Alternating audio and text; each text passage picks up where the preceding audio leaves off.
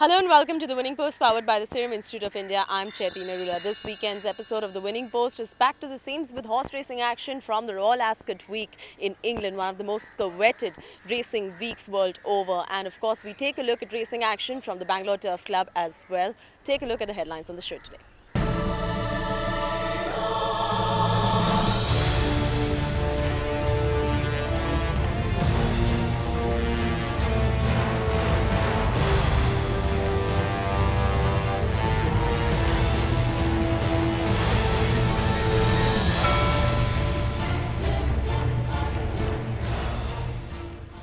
Well, one of the most exciting weeks of the horse racing fraternity, not just in England but world over, is the Royal Ascot week, and the entire horse racing fraternity world over looks forward with much bated breath to this prestigious racing week.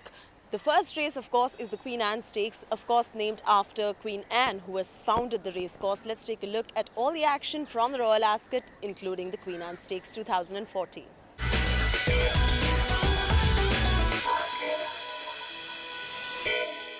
The month of June not just brings the warm summer in UK, but also the much-awaited royal meeting at the Ascot racecourse.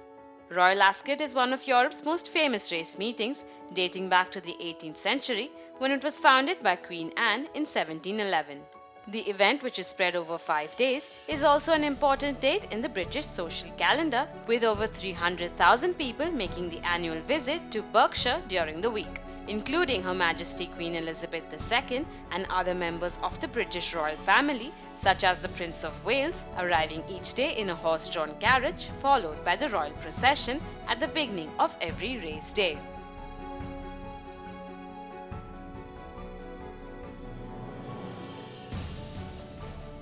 The Royal Festival plays host to 7 of UK's 32 annual Group 1 races and 9 other group level races over the course of 5 days here at the Ascot racecourse. The first day of the much-awaited race meeting started off with the first of the 3 Group 1 races, the Queen Anne Stakes for thoroughbreds aged 4 years and older, over a trip of 1 mile or 1,609 meters. The event was founded in 1840 and was earlier called the Trial Stakes. However, in 1930 it was renamed in the honour of Queen Anne, the founder of Ascot Racecourse. The Godolphin stables and their trainer Said bin Surur hold the distinction of having the highest number of winners in the race, with a tally of 7, with Remonti being the last in 2007. The 10-horse lineup this year included Richard Hannon's Toronado, who had run second to Dawn Approach last year in the St. James's Palace Stakes here at Ascot, and was hoping to take this one home with Richard Hughes in the saddle. Aidan O'Brien, who had won this race last year with his charged declaration of war, was hoping to repeat the feat this year with Verrazano, who had run behind Tullius, placing third in the Lock-in Stakes on May 17th at Newbury. French raider Anodyne from Freddie Head's yard was expected to run a big race here after having run second to Sirius des Aigles at Longchamp last month. Olivier Pellier held his reins. Side glance, and we're just about lined up then for the Queen Anne Stakes Group 1 action. They're off racing. First race, Royal Ascot 2014, and Mull of Killock was away well from Ansgar in the pink jacket. Near side, Gloria Waits racing slightly apart from the others. As they enter the final furlong, and Toronado, the favourite, comes to take it up from Verrazano in second. Tullius is running on to Verrazano, and Toronado back with a bang in the Queen Anne Stakes. In second place, Verrazano. Toronado got Royal Ascot 2014 to a flying start with an impressive win, despite making his first competitive appearance since August of last year, with Richard Hughes giving him a confident ride home. Aidan O'Brien's Verrazano came second, and although Anodyne couldn't match the finishing effort of the front two, he justified his presence in the race, picking up minor honours in third. It was the first Queen Anne Stakes win for Richard Hannon.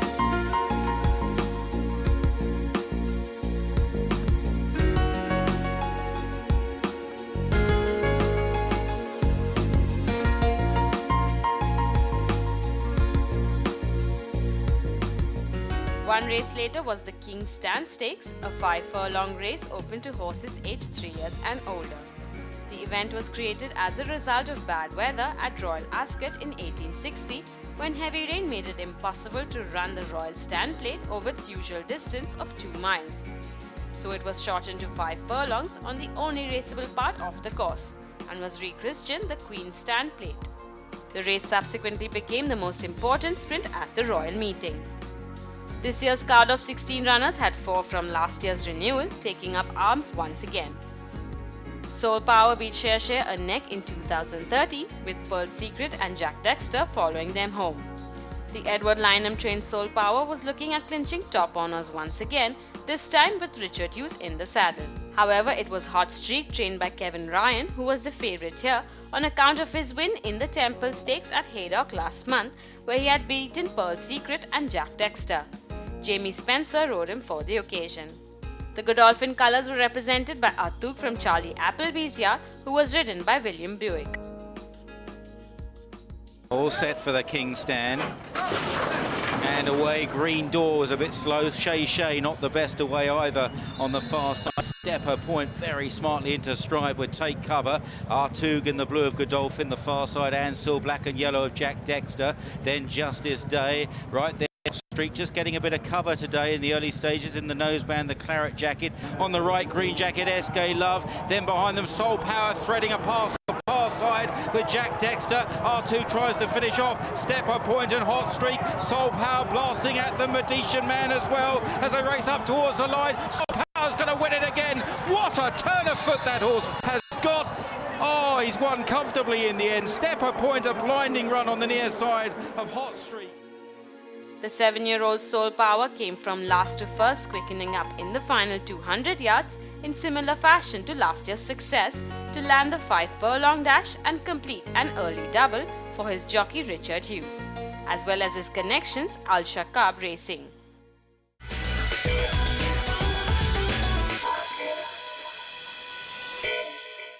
Well, for me, the Royal Ascot week is by far, I think, the most exciting week of horse racing anywhere in the world.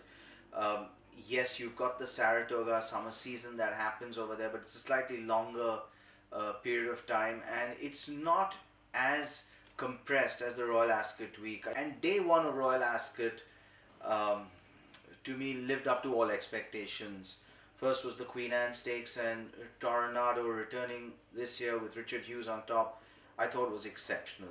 He quickened away like a really good horse, and there's much more from him that we will see later on in this year. I think he's a horse that possibly could be the best miler for 2014. It'll be exciting if he travels or gets an opportunity to meet horses such as Variety Club and Dan XL, who, in the southern part of the world have done so well. From there we went to the King Stand Stakes, and well, what can one say about Soul Power? At the age of 7, he's a horse who just doesn't understand he's getting older, a bit like me, I think, on the squash courts, but he's really doing his best racing right now, and it'll be interesting to see how he gets on. It's still early in the year. It'll be interesting to see how he gets on for the rest of the year. I won't be surprised to see him for the Prix l'Abbé in Longchamp at the end of the season in October. Well, rather an interesting coverage of the Royal Ascot ride there. Take a break right here on the Winning Post powered by the Serum Institute of India. On the other side, we bring you all the action from the St. James Palace Stakes 2014.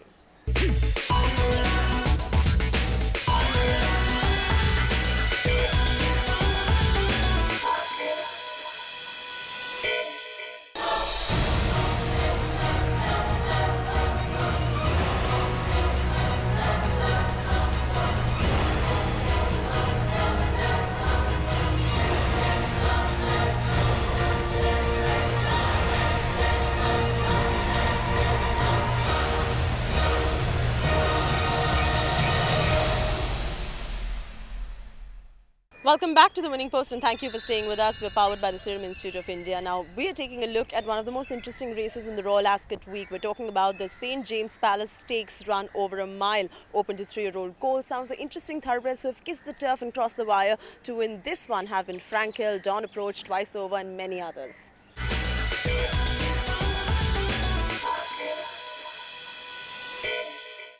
Soul Power's Galantron gave way to the St. James's Palace Stakes, the final Group 1 race of the day. The race is run over a trip of 1 mile or 1,609 meters and is open to 3-year-old thoroughbred colts. Aidan O'Brien holds the record for most number of wins by a trainer with a tally of 6, of which Master Craftsman was the last in 2009. The race, which saw the rivalry between Toronado and Dawn Approach come to a head last year, had another pair in the 7-horse lineup this year who would battle it out. Kingman, saddled by John Gostin, and Knight of Thunder from Richard Hannon's yard, were facing off for the third time this year, with Kingman having won the Group 3 Greenham Stakes over in Newbury and Knight of Thunder having won the Kipco 2000 Guineas over in Newmarket. Kingman then went on to win the Tattersalls Irish 2000 Guineas, and with James Doyle partnering him once again, was looking at continuing his winning streak. Knight of Thunder, who was making his first appearance after the 2000 Guineas, had Richard Hughes in the saddle.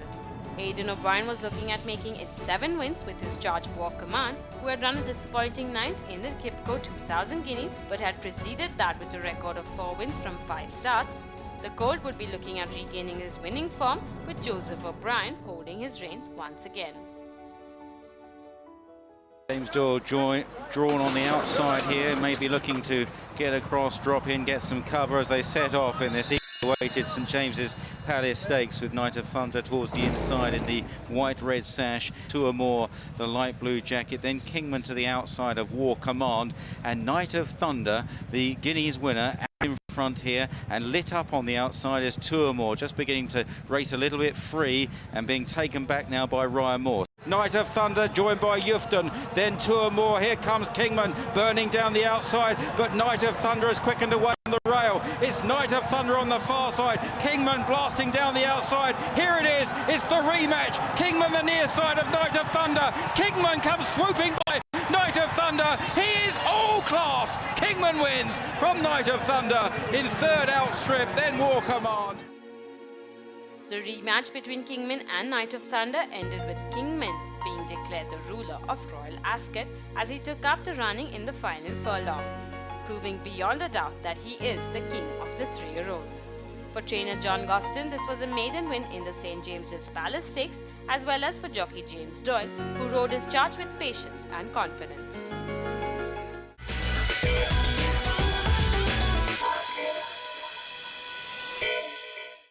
And finally, the biggest race of the day was the St James Palace Stakes.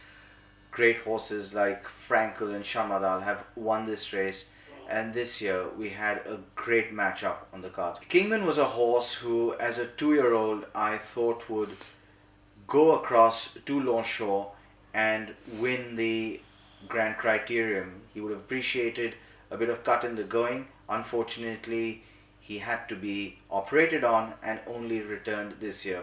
I thought he was a bit unlucky in the 2000 Guineas this year, in the English 2000 Guineas, a race that was extremely strong. You had Kingman, who ran 2nd, go out and win the Irish 2000 Guineas after that. You had Australia, who ran 3rd, go out and win the Epsom Derby. And the only horse who had yet to run since the English 2000 Guineas was Knight of Thunder, who won the race that day and opposed Kingman on this occasion. Kingman was actually on ground that was possibly a bit firmer than he's used to, but what we saw was a devastating performance. He annihilated this field, and he's clearly a top horse.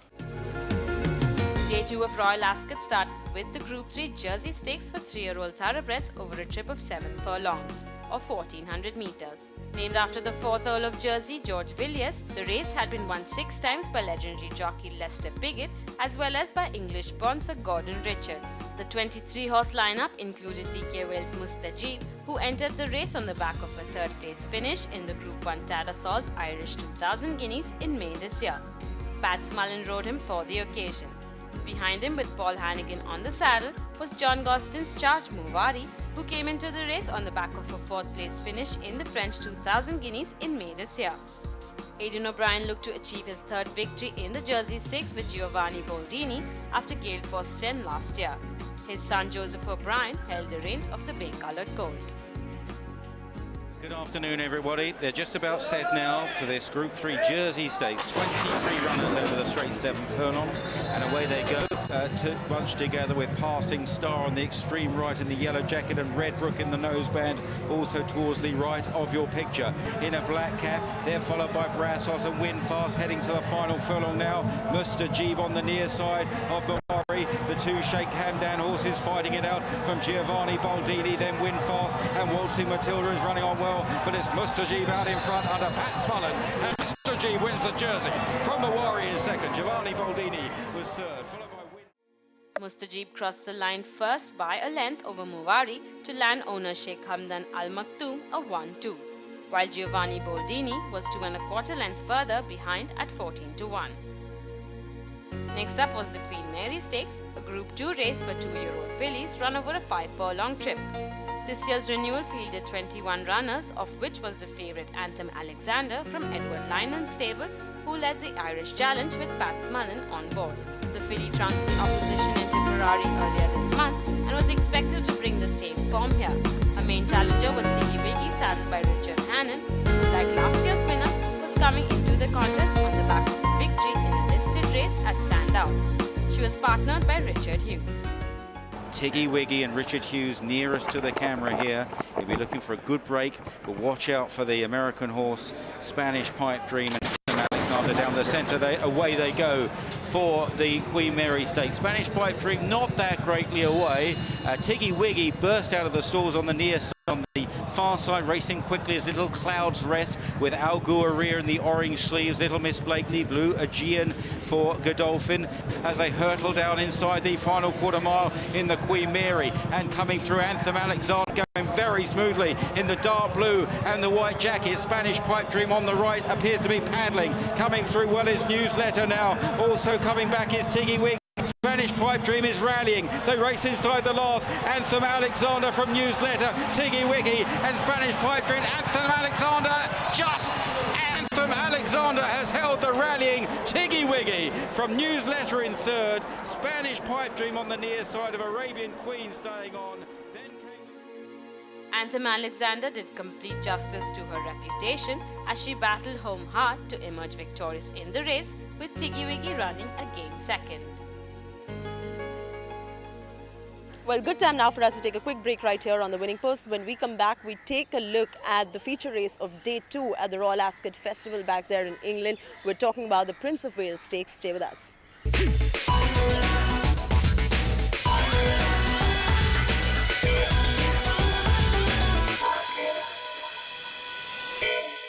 Thank you for staying with us on the Winning Post, powered by the Serum Institute of India. We stay with the Royal Ascot Day 2 and take a look at the feature race of the day, the Prince of Wales Stakes, which is run over 1 mile and 2 furlongs.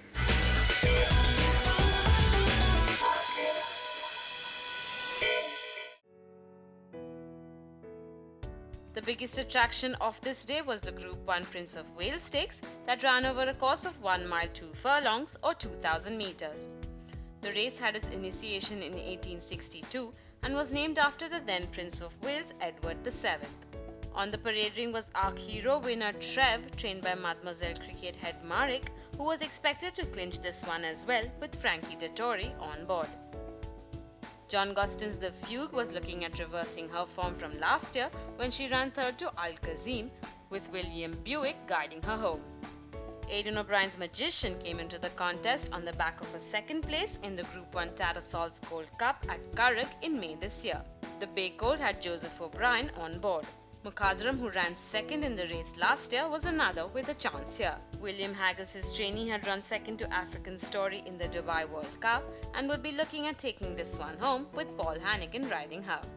Careful being on the inside maker later in the race as El Kayed is shaken up to lead in the early stages by Dane O'Neill in the black cap, followed by Mukadram. El Kayed moving clear now as they enter the final 3/4 of a mile. Must be a good 10 lengths clear of Parish Hall leading the chasing group. Magician on the outside, then Mukadram, the Fugue. Trev is well covered up under Frankie Dettori as they head towards the final half mile, but still probably a good 8 lengths clear. El Kayed from in second Parish Hall, then on the outside is Magician. Kayed is going to stop quickly, they need to avoid this horse. Parish Hall is pulled out with Magician on the outside, the Fugue moving well. Trev is now being woken up by Frankie as Mukadram comes through up the inside. Magician just the leader, the Fugue, it can Entering for Buick, Trev coming under pressure, Mukadram on the far side, he presses the button on the Fugue. Can Trev go with the filly?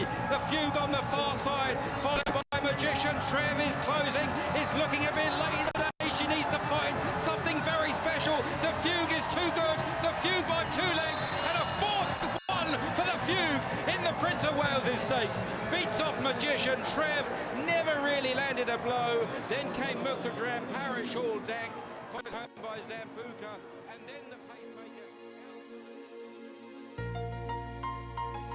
The Fugue proved too good for Trev, who moved poorly, unlike her run at Chantilly, as she stayed on to finish 3rd behind the Fugue and Magician.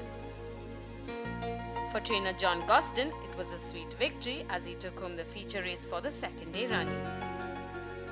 Next in line was the 11th edition of the Duke of Cambridge Stakes, which was initiated for older fillies in an attempt to prevent their premature retirement to the studs. This year's miler fielded 11 fillies and 3 mares, which included the 4-year-old filly Sky Lantern, who undoubtedly set the standard, even though she had not been seen in competitive action since trailing home last of all in the Hong Kong Mile at Sha Tin in December. She was partnered by Richard Hughes in the saddle. She was challenged by Andre Farber's Esoteric and by Sir Michael Stout's Integral, who had run 1st and 2nd in the Dahlia Stakes at Newmarket in May. Another one who would pose a challenge here was La Mort de ma Vie from Mademoiselle Brand's yard, with Christophe Saumillon in the saddle. Gifted girl nearest to us, a little anxious in the gate and didn't jump out particularly well for this Duke of Cambridge Stakes. Massara, often a front runner in the yellow jacket, leads early. Esoteric and L'amour de ma vie, together with Woodland Aria, and also at the back Ken Hope at this stage, and Purr Along is the back marker. Massara spearheading the field as they race inside the final 5 furlongs, tracked by Esoteric. Massara coming under pressure, L'amour de ma vie on the right, Esoteric on the left, dark blue, yellow cap there, followed then behind these Integral coming with a run on the right. Fisolana has a chance as well. Sky Lantern trying to pick up far side. L'amour de ma vie is now taken on by Integral, and Integral quickens up the best inside the final furlong. Integral and Roya Moore, oh surely she's got it won. Purr Along is staying on, but Integral, the money came, there was lots of confidence and it was justified. Integral wins from L'amour de ma vie, a big run in 2nd, followed by Purr Along in 3rd, Fisolana. Integral, trained by Sir Michael Stout, won by 2 lengths from French raider La Mort de ma Vie in a record-breaking 1:37.09. Integral gave Sir Michael Stout his 4th renewal in the race and his 69th overall Royal Ascot winner. Sky Lantern had to settle for a disappointing 5th. And with that, it was the end of day 2 at Royal Ascot, with everyone looking forward to 3 more action-packed race days over the weekend.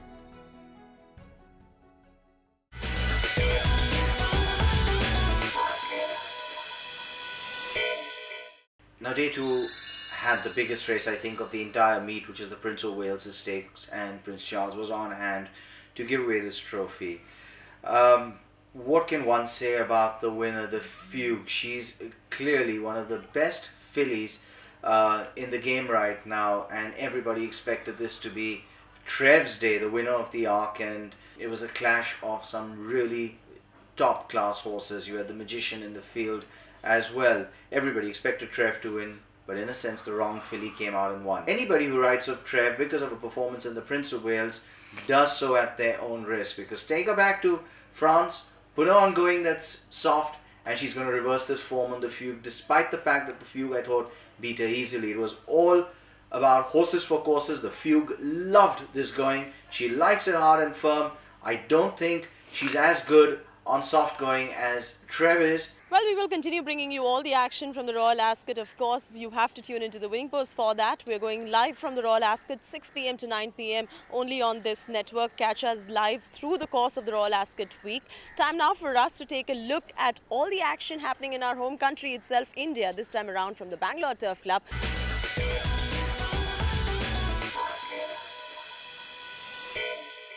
Well, let's talk about the Colts Trial Stakes. Number of runners here.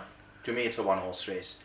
I've never been more certain of a horse winning a big race, and that's going to be Be Safe. I can't see Be Safe lose. I think he's the best horse in the country right now as far as his age goes, his age group goes. He's not going to get beaten. He's going to be The winner here, according to me, there's gonna have to be a lot of bad luck for something to come out and beat him. And even if something does come out and beat him, they won't be better than him. He is the best horse, and to me, he's gonna come out and win.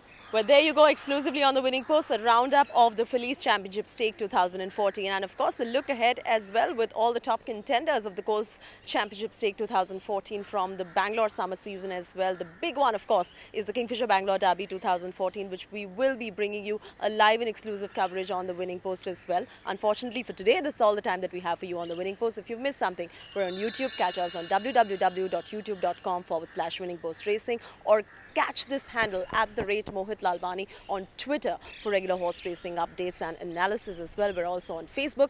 Until the team Winning Post sees you next week again, may the horse be with you.